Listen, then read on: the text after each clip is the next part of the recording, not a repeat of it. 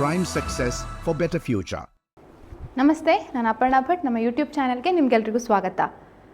ಇವತ್ತಿನ current affairs ಅಂದರೆ 28ನೇ April ಹಾಗೂ 29ನೇ ಡೈಲಿ ಕರೆಂಟ್ ಅಫೇರ್ಸ್ನ ಸಂಬಂಧಪಟ್ಟ ಹಾಗೆ ಇವತ್ತು ನಾವು ಸುಪ್ರೀಂ ಕೋರ್ಟ್ ನೀಡಿರುವಂತಹ ಒಂದು ಇಂಪಾರ್ಟೆಂಟ್ ಜಡ್ಜ್ಮೆಂಟ್ VVPAT ಮತ್ತು ಎಲೆಕ್ಟ್ರಾನಿಕ್ ವೋಟಿಂಗ್ ಮಷಿನ್ಗೆ ಸಂಬಂಧಪಟ್ಟ ಹಾಗೆ ಒಂದು ಬಹಳಷ್ಟು ಇಂಪಾರ್ಟೆಂಟ್ ಜಡ್ಜ್ಮೆಂಟನ್ನು ಡಿಸ್ಕಷನ್ ಮಾಡಲಿಕ್ಕಿದ್ದೇವೆ. ಹಾಗೆ ಹೀಟ್ ವೇವ್ ಇಡೀ ಭಾರತದಾದ್ಯಂತ ಬಹಳಷ್ಟು ಕಂಟಿನ್ಯೂಸ್ ಆಗಿ ಆಗ್ತಾ ಇರುವಂತಹ ಹೀಟ್ ವೇವ್ ಇರ್ಬೋದು ಅಥವಾ ನೋಟೋ ಹೇಳುವಂಥ ಒಂದು ಆಲ್ರೆಡಿ ಅದು ಟ್ರಾನ್ಸ್ಪ್ಲಾಂಟೇಷನ್, ಆರ್ಗನ್ ಟ್ರಾನ್ಸ್ಪ್ಲಾಂಟೇಷನ್ ಅಂತ ಹೇಳುವಂಥ ವಿಚಾರದಲ್ಲಿ ತೊಗೊಳ್ಬೇಕು ಹೇಳುವಂಥ ಸ್ಟ್ರಿಕ್ಟ್ ಗೈಡ್ಲೈನ್ಸನ್ನು ಸೆಂಟರ್ ಸ್ಟೇಟ್ಗಳಿಗೆ ಇಶ್ಯೂ ಮಾಡಿದೆ ಹೇಳುವಂಥ ಆ ವಿಚಾರಗಳನ್ನು ನಾವು ಕೂಲಂಕುಷವಾಗಿ ಡಿಸ್ಕಷನ್ ಮಾಡಲಿಕ್ಕಿದ್ದೇವೆ. ಅದೇನಂತ ನೋಡೋಣ. ಸೊ ಮೊದಲೇದಾಗಿ ಈ ಹೈಲೈಟ್ಸ್ ಅಂದರೆ EVM ಬಗ್ಗೆ ಡಿಸ್ಕಷನ್ ಮಾಡ್ತೇವೆ, VVPAT ಅಂತ ನೋಡ್ತೇವೆ, ಸಿಂಬಲ್ ಲೋಡಿಂಗ್ ಯೂನಿಟ್ಸ್ ಅಂತ ಹೇಳಿ VVPAT ಜೊತೆಗೆ ಸಿಂಬಲ್ ಲೋಡಿಂಗ್ ಯೂನಿಟ್ ಅದರ ಬಗ್ಗೆ ಸುಪ್ರೀಂ ಕೋರ್ಟ್ ಹೈಕೋರ್ಟ್ ತನ್ನ ಜಡ್ಜ್ಮೆಂಟಲ್ಲಿ ವಿಶ್ಲೇಷಣೆ ಮಾಡಿದೆ. ಹಾಗೆ ಹೀಟ್ ವೇವ್ ಇರ್ಬೋದು, ನೋಟೋ ಇರ್ಬೋದು, ಹಾಗೆ ಆರ್ಗನ್ ಟ್ರಾನ್ಸ್ಪ್ಲಾಂಟೇಷನ್, ಈ ವಿಚಾರಗಳ ಬಗ್ಗೆ ನಾವು ಇವತ್ತು ಚರ್ಚೆ ಮಾಡಲಿಕ್ಕಿದ್ದೇವೆ. ಸೊ ನೋಡಿ, ಮೊದಲನೇದಾಗಿ ಎಲೆಕ್ಟ್ರಾನಿಕ್ ವೋಟಿಂಗ್ ಮಷಿನ್. ಮೊದಲು ಪೇಪರ್ ಬ್ಯಾಲೆಟ್ ಸಿಸ್ಟಮ್ ಇತ್ತು ಭಾರತದಲ್ಲಿ. ಎಲೆಕ್ಷನ್ಸ್ ಆಗುವಾಗ ಅದು ಸ್ಟೇಟ್ ಲೆವೆಲ್ ಎಲೆಕ್ಷನ್ಸ್ ಇರ್ಬೋದು ಅಥವಾ ನ್ಯಾಷನಲ್ ಲೆವೆಲ್ ಅಂದರೆ MP ಇರ್ಬೋದು, MLA ಎಲೆಕ್ಷನ್ಸ್ಗಳಲ್ಲಿ ಎಲ್ಲ ಕಡೆ ಕೂಡ ಪೇಪರ್ ಬ್ಯಾಲೆಟ್ ಸಿಸ್ಟಮ್ ಇತ್ತು. ಆದರೆ ಈಗ ಅದು ಟೆಕ್ನಿಕಲಿ ಚೇಂಜ್ ಆಗಿರುವಂಥದ್ದು ಏನಂತಂದರೆ ಎಲೆಕ್ಟ್ರಾನಿಕ್ ವೋಟಿಂಗ್ ಮಷಿನ್. ಅದು ಈ ವರ್ಷ ಅಂತ ಅಲ್ಲ, ಆದರೆ ಬಹಳ 2004ನೇ ಇಸ್ವಿಯಿಂದನೇ ಎಲೆಕ್ಟ್ರಾನಿಕ್ ವೋಟಿಂಗ್ ಮಷಿನ್ ಸಿಸ್ಟಮನ್ನು ಇಂಟ್ರೊಡ್ಯೂಸ್ ಮಾಡಿದ್ದಾರೆ.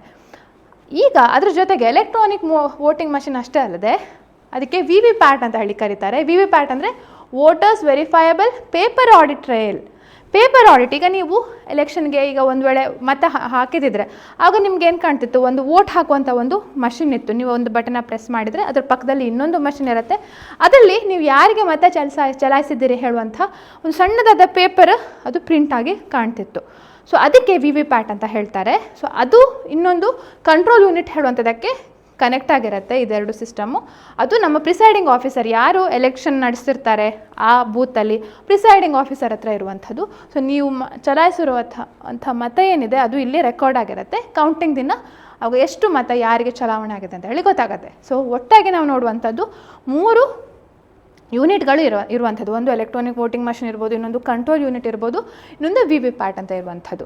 ಆದರೆ ಪ್ರಾಬ್ಲಮ್ ಏನಾಗಿತ್ತಂತಂದರೆ ಹಲವಾರು ಪಾರ್ಟಿಗಳು ಈ ಒಂದು VVPAT ಏನಿದೆ ಅದರಲ್ಲಿ ಬರುವಂಥ ಪೇಪರ್ ಇದೆಯಲ್ಲ ಅದನ್ನು 100% ಹೇಗೂ ಎಲೆಕ್ಟ್ರಾನಿಕ್ ಕೌಂಟಿಂಗ್ ಆಗುತ್ತೆ, ಅದ್ರ ಜೊತೆ ಆ ಪೇಪರು ಸಹ ಕೌಂಟ್ ಮಾಡಬೇಕು ಹೇಳುವಂಥ 100% ಕೌಂಟ್ ಮಾಡಬೇಕು ಹೇಳುವಂಥದ್ದನ್ನು ಸುಪ್ರೀಂ ಕೋರ್ಟ್ಗೆ ಅರ್ಜಿ ಸಲ್ಲಿಸಿದ್ರು.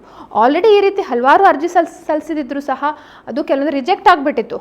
ಆದರೂ ಈ ಸಲ ಮತ್ತೊಂದು ಸಲ ಅದನ್ನು ಅರ್ಜಿಯನ್ನು ಸಲ್ಲಿಸಿ 100% ಸಹ, ಅಂದರೆ ಹೇಗೆ ಎಲೆಕ್ಟ್ರಾನಿಕ್ ಮತಗಳು ಕೌಂಟ್ ಆಗ್ತವೆ, ಆ ಎಲೆಕ್ಟ್ರಾನಿಕ್ ಮತ ಮಾಡಿದಾಗ ಇಲ್ಲಿ ಬರುವಂತಹ ಪೇಪರ್ ಏನಿದೆ, ಪೇಪರ್ ಇರುತ್ತಲ್ಲ ಅದನ್ನು ಕೂಡ ಫಿಸಿಕಲಿ ಕೌಂಟ್ ಮಾಡಬೇಕು. ಅಷ್ಟು 100% ನೀವು ಕೌಂಟ್ ಮಾಡಬೇಕು, ಕೌಂಟ್ ಮಾಡಲಿಕ್ಕೆ ಅವಕಾಶ ಕೊಡಬೇಕು ಅಂತ ಹೇಳಿ ಸುಪ್ರೀಂ ಕೋರ್ಟ್ಗೆ ಅರ್ಜಿ ಸಲ್ಲಿಸಿದ್ರು. ಸೊ ಅದಕ್ಕೆ ಸಂಬಂಧಪಟ್ಟ ಹಾಗೆ ಸುಪ್ರೀಂ ಕೋರ್ಟ್ ಡಿಸಿಷನ್ ನೀಡ್ತು. ಸೊ ಇಲ್ಲಿ ನಾವು ನೋಡುವಂಥದ್ದು ಏನಂತಂದರೆ ಅದಕ್ಕಿಂತ ಮೊದಲು ಇದು ಹೇಗೆ ಇಂಟ್ರೊಡ್ಯೂಸ್ ಆಯಿತು, ಯಾವ ರೀತಿ ಬಂತು ಹೇಳುವಂತ ನೋಡೋಣ. ಸೊ ಎಲೆಕ್ಟ್ರಾನಿಕ್ ವೋಟಿಂಗ್ ಮಷಿನ್ ಸಿಸ್ಟಮೇ ಫಸ್ಟ್ ಪ್ರಾರಂಭ ಆಗಿರುವಂಥದ್ದು 1982ರಲ್ಲಿ ಕೇರಳ ಅಸೆಂಬ್ಲಿಯಲ್ಲಿ. ಅಲ್ಲಿ ಪಾರೂರ್ ಅಸೆಂಬ್ಲಿ ಕಾನ್ಸ್ಟಿಟ್ಯೂಯೆನ್ಸಿ ಅಂತ ಇದೆ, ಅಲ್ಲಿ ಪ್ರಾರಂಭ ಆಗಿತ್ತು. ಆವಾಗ ಅದು ಎಂಟೈರ್ ಭಾರತದಾದ್ಯಂತ ಆ ಒಂದು ಸಿಸ್ಟಮ್ ಇರಲಿಲ್ಲ. ಎಲೆಕ್ಷನ್ ಕಮಿಷನ್ ಅದನ್ನು ಒಂದು ಟ್ರಯಲ್ ಬೇಸಿಸಲ್ಲಿ ಅಲ್ಲಿ ರನ್ ಮಾಡ್ತು. ಆದರೂ ಕೂಡ ಆವಾಗ ಅದನ್ನು ರದ್ದುಗೊಳಿಸ್ಬಿಟ್ಟಿದ್ರು. ಲೇಟರ್ ಅದನ್ನು ಟೆಕ್ನಿಕಲಿ ಎಲ್ಲರೂ ಅದನ್ನು ಅಪ್ರೂವ್ ಮಾಡ್ತಾ ಅದಕ್ಕೆ ರೆಪ್ರೆಸೆಂಟೇಷನ್ ಆಫ್ ಪೀಪಲ್ಸ್ ಆ್ಯಕ್ಟ್ ಅದೆಲ್ಲವೂ ಕೂಡ ಅಮೆಂಡ್ ಮಾಡಿ ಆಮೇಲೆ ಅದನ್ನು ಕಾನೂನುಬದ್ಧವಾಗಿ ಎಲ್ಲ ಬೂತ್ಗಳಲ್ಲೂ ಕೂಡ ಅದನ್ನು ಅಳವಡಿಸ್ತಾ ಬಂದರು. ಹಾಗೆ ಬೈ 2004 ತನಕ ಎಲೆಕ್ಟ್ರಾನಿಕ್ ವೋಟಿಂಗ್ ಮಷಿನ್ ಸಿಸ್ಟಮ್ ಇತ್ತು. ಇನ್ನು 2010 ಆಗುವಾಗ ಏನಾಗಿತ್ತು, ಈ VVPAT ಅಂತ ಏನು ಕರಿತೇವೆ, ಈ ಪೋರ್ಷನ್ ಏನಿದೆ voter verifiable paper audit trial ಅಂತ ಆ ಮಷಿನನ್ನು ಕೂಡ ಯೂಸ್ ಮಾಡಲಿಕ್ಕೆ ಬಳಸಿದ್ರು. ಯಾಕಂತಂದರೆ ಯಾರೇ ಒಬ್ಬರು, ಈಗ ನಾನು ಮತದಾರ ಆಗಿದ್ದರೆ ನಾನು ಇದನ್ನು ವೋಟ್ ಮಾಡಿದರೆ, ಇಲ್ಲಿ ಒಂದು ಬಟನ್ ಪ್ರೆಸ್ ಮಾಡಿದರೆ ಯಾರಿಗೆ ಮತ ನೀಡಿದೆ, ನಾನು ನೀಡಿರೋ ಮತ ಇವರಿಗೆ ಬಿದ್ದಿದೆ ಇಲ್ವಾ ಅಂತ ಹೇಳುವಂಥದ್ದನ್ನು ಟ್ರಾನ್ಸ್ಪರೆಂಟ್ ಆಗಲಿಕ್ಕೋಸ್ಕರ ಇಲ್ಲಿ ಆ ಒಂದು ಪೇಪರ್ ಇದು ಪ್ರಿಂಟ್ ಆಗುವಂಥದ್ದನ್ನು ನಾವು ಆ ಗ್ಲಾಸ್ ಬಾಕ್ಸಲ್ಲಿ ಕಾಣ್ಬೋದು. ಸೊ ಅದನ್ನು ಕ್ವಶನ್ ಮಾಡಿ ಹೇಳಿದಾಗ ಸುಪ್ರೀಂ ಕೋರ್ಟ್ ರಿಜೆಕ್ಟ್ ಮಾಡ್ತು. ಹಾಗೆ 100% ವೆರಿಫಿಕೇಷನ್ ಮಾಡಲಿಕ್ಕೆ ಸಾಧ್ಯ ಇಲ್ಲ, ಒಂದು ಸಿಸ್ಟಮ್ ಬಗ್ಗೆ ಅಪನಂಬಿಕೆ ವ್ಯಕ್ತಪಡಿಸಿದ್ರೆ ನಮಗೆ ಎಲ್ಲದರಲ್ಲೂ ಅನುಮಾನ ಬರುತ್ತೆ ಅಂತ ಹೇಳುವಂಥ ನಿರ್ದಿಷ್ಟವಾದ ಆ ಗೈಡ್ಲೈನ್ಸ್ ಒಟ್ಟಿಗೆ ಕೆಲವೊಂದು ಗೈಡ್ಲೈನ್ಸ್ ಹೇಳ್ತು, ಆದರೆ ನಿರ್ದಿಷ್ಟವಾಗಿ ಹೀಗೆ ಮಾಡಲಿಕ್ಕೆ ಸಾಧ್ಯನೇ ಇಲ್ಲ ಅಂತ ಹೇಳಿ ಸುಪ್ರೀಂ ಕೋರ್ಟು ಆ 100% ಪ್ಲೀನ ರಿಜೆಕ್ಟ್ ಮಾಡ್ತು. ಅದ್ರ ಬದಲು 5%, 5 ಬೂತ್ಗಳಲ್ಲಿ ಯಾವುದೋ ಒಂದು ಕಾನ್ಸ್ಟಿಟ್ಯೂಯೆನ್ಸಿಯಲ್ಲಿ 5 ಬೂತ್ಗಳಲ್ಲಿ ಫಿಸಿಕಲ್ ಕೌಂಟಿಂಗ್ ಮಾಡಬೇಕು ಹೇಳುವಂಥದ್ದನ್ನು ಅದು ಹೇಳ್ತು. ಸೊ ಸುಪ್ರೀಂ ಕೋರ್ಟ್ ಏನು ಹೇಳ್ತು, ಆ್ಯಕ್ಚುಲಿ ಏನು ಹೇಳಿದ್ರು ಅಂದರೆ ಒಂದು ಕಂಪ್ಲೀಟಾಗಿ ಎಲೆಕ್ಟ್ರಾನಿಕ್ ವೋಟಿಂಗ್ ಮಷಿನ್ ಪದ್ಧತಿಯನ್ನೇ ನಾವು ಬಿಟ್ಟು ಪೇಪರ್ ಬ್ಯಾಲೆಟ್ ಸಿಸ್ಟಮ್ಗೆ ಮರಳ್ಬೋದು ಅಂತ ಹೇಳಿ ಹೇಳಿದಿದ್ರು. That was one plea. ಅದು ಒಂದು ವಿಷಯವನ್ನು ಅವರು ಕೇಳಿದಿದ್ರು. ಅಥವಾ ಈ ಪ್ರಿಂಟೆಡ್ ಸ್ಲಿಪ್ಪನ್ನು ಈಗ ನಾವು ಮತ ಚಲಾವಣೆ ಮಾಡಿದರೆ ಪ್ರಿಂಟೆಡ್ ಸ್ಲಿಪ್ ಏನಿರುತ್ತೆ ಅದನ್ನು ಮತ್ತೆ ನಮಗೆ ವಾಪಸ್ ಕೊಟ್ಟು ನಾವು ಅದನ್ನು ಬ್ಯಾಲೆಟ್ ಬಾಕ್ಸಲ್ಲಿ ಹಾಕಬೇಕು ಅಂತ ಹೇಳಿ ಅದೊಂದು ರೀತಿಯ ಸಾಧ್ಯತೆಗಳನ್ನು ಕೇಳಿದಿದ್ರು ಯಾರು ಪೆಟಿಷನರು. ಅಥವಾ ಸಪ್ರೇಟಾಗಿ 100% ಅದನ್ನು ಕೌಂಟ್ ಮಾಡಬೇಕು ಅಂತ ಹೇಳಿ. So it would take lots of time. ಮುಂಚೆನೇ ಪೇಪರ್ ಬ್ಯಾಲೆಟ್ ಸಿಸ್ಟಮ್ಗೆ ಮರಳಿದರೆ ಎಲೆಕ್ಷನ್ ಕೌಂಟಿಂಗಿಗೆ ಬಹಳ ಸಮಯ ತಗಲತ್ತೆ ಅಂತ ಹೇಳಿ supreme court it rejected all of them. ಯಾವುದೇ ರೀತಿಯಲ್ಲೂ ಸಾಧ್ಯ ಇಲ್ಲ, ಈಗ ಏನು ಮೆಥಡ್ ಮಾಡ್ತಿದ್ದಾರೆ ಅದೇ ಕರೆಕ್ಟ್ ಇದೆ. ಪ್ಲಸ್ ಇನ್ನೊಂದು ಸಿಂಬಲ್ ಲೋಡಿಂಗ್ ಯೂನಿಟ್ ಅಂತ ಹೇಳುವಂಥದ್ದಿದೆ. ಅದು VVPATಗೆ ಈ ಸಿಂಬಲ್ಸ್ಗಳನ್ನು ಎಲೆಕ್ಷನ್ನ ಕ್ಯಾಂಡಿಡೇಟ್ಸ್ಗಳ ಡೇಟಾವನ್ನು ಲೋಡ್ ಮಾಡಲಿಕ್ಕೆ ಬಳಸುವಂಥದ್ದು. ಅದನ್ನು ನೀವು ರಿಸಲ್ಟ್ ಡಿಕ್ಲೇರ್ ಆದ 45 ದಿನಗಳ ತನಕವೂ ಸಹ ಸೇವ್ ಮಾಡಿಡಬೇಕು ಅಂತ ಹೇಳುವಂಥ ಗೈಡ್ಲೈನ್ ನೀಡಿತ್ತು. Okay, so this was supreme ಕೋರ್ಟ್ನ ಹೇಳಿಕೆ. 100% ವೆರಿಫಿಕೇಷನ್, VVPATನ 100% ವೆರಿಫಿಕೇಷನ್ ಸಾಧ್ಯ ಇಲ್ಲ ಅಂತ ಹೇಳಿ ಸುಪ್ರೀಂ ಕೋರ್ಟ್ ಹೇಳಿದೆ. ಹಾಗೆ ಏನು ಬದಲಾವಣೆ ಆಯಿತು ಈ ಒಂದು ಜಡ್ಜ್ಮೆಂಟ್ ಮುಖಾಂತರ, ಏನು ಬದಲಾವಣೆ ಆಗತ್ತಂತಂದರೆ, ನಾವು ವೋಟ್ ಮಾಡುವಂಥವ್ರಿಗೆ ಯಾವುದೇ ಬದಲಾವಣೆ ಇಲ್ಲ. ನಾವು ಮುಂಚೆ ಹೇಗೆ ವೋಟ್ ಮಾಡ್ತಿದ್ವಿ ಅದೇ ರೀತಿ for voter there is absolutely no change. ಯಾವುದೇ ರೀತಿಯ ಚೇಂಜ್ ಇಲ್ಲ. Voting will continue to take place using electronic voting machines with 100% of the machines attached to VVPAT unit.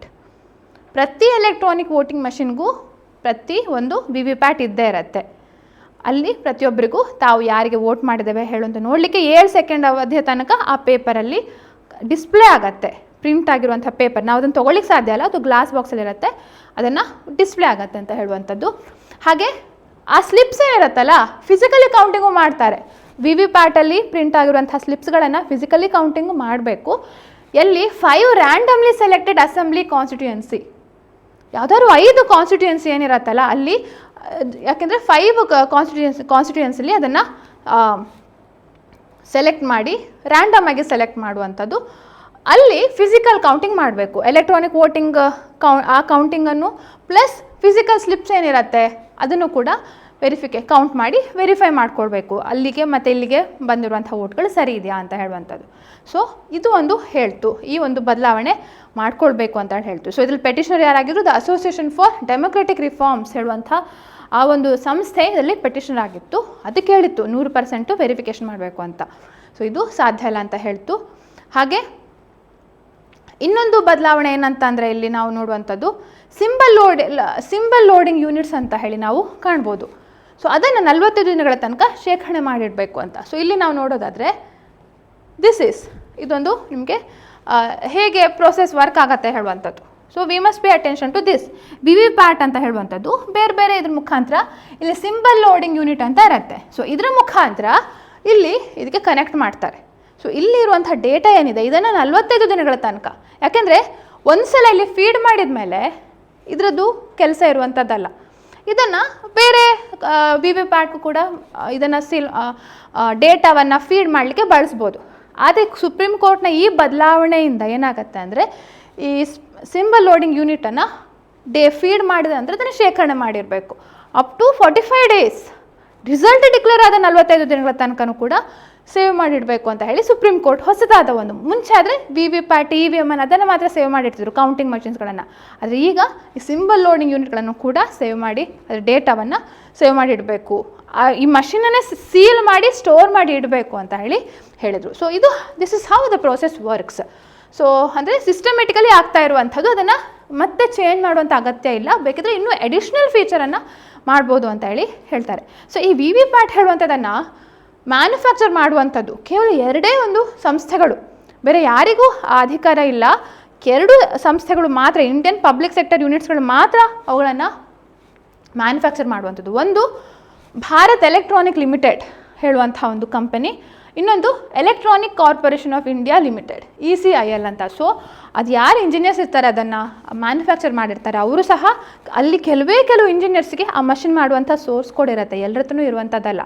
So it's a very foolproof mechanism ಅಂತ what Election Commission of India claims that.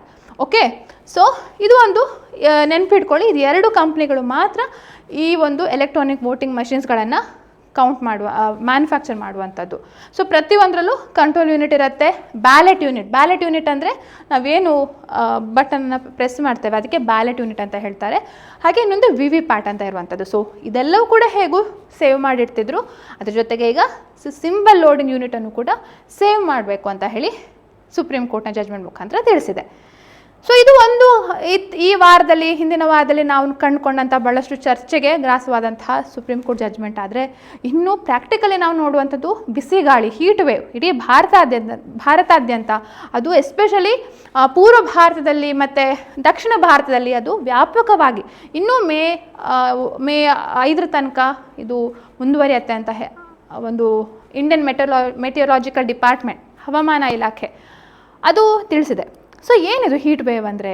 Heat wave ಅಂತಂದರೆ ಒಂದು normal ಆಗಿ ಹೇಳಲಿಕ್ಕೆ ಹೋದರೆ ಅಗತ್ಯಕ್ಕಿಂತ ಜಾಸ್ತಿ heat ಭೂಮಿಗೆ ಬರ್ತಾ ಇರುವಂಥದ್ದು. ಇನ್ನು ನಾವು ಅದಕ್ಕೆ ವಿತ್ ನಂಬರ್ಸ್ ವಿತ್ ಕ್ಯಾಲ್ಕುಲೇಷನ್ ಹೇಳಬೇಕಂದ್ರೆ ಹೀಟ್ ವೇವ್ ಅಂದರೆ ಒಂದು ಲಿಮಿಟ್ಗಿಂತ ಜಾಸ್ತಿ ಟೆಂಪರೇಚರ್ ಜಾಸ್ತಿ ಆದಾಗ.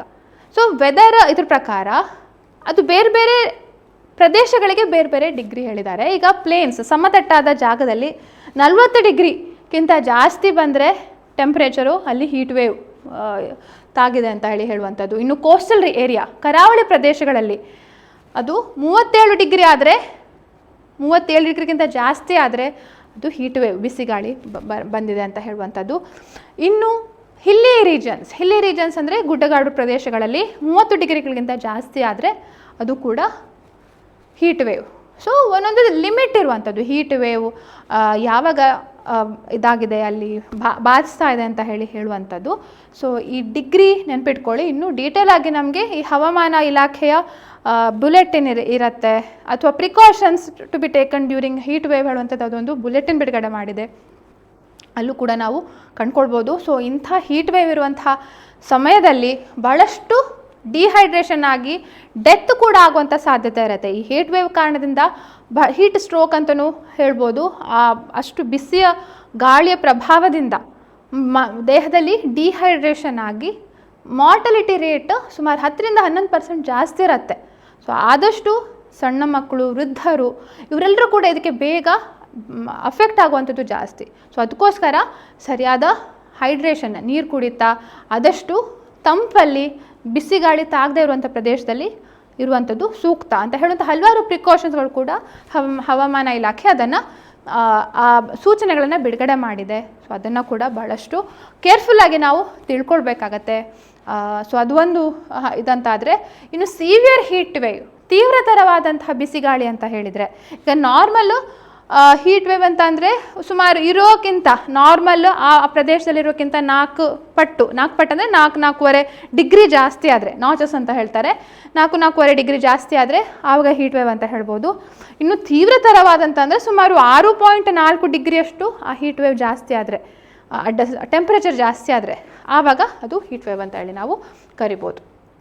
ಓಕೆ, ಸೊ ಇದು ಒಂದು ಇಂಪಾರ್ಟೆಂಟ್ ವಿಷಯ. ಇನ್ನು 1 ವಾರ ತನಕ, ಸುಮಾರು ನಾರ್ಮಲಿ 4ರಿಂದ 8 ದಿನ ತನಕ ಇದು ಹೀಟ್ ವೇವ್ನ ಪ್ರಭಾವ ಇರುತ್ತೆ ಅಂತ ಹೇಳ್ತಾರೆ.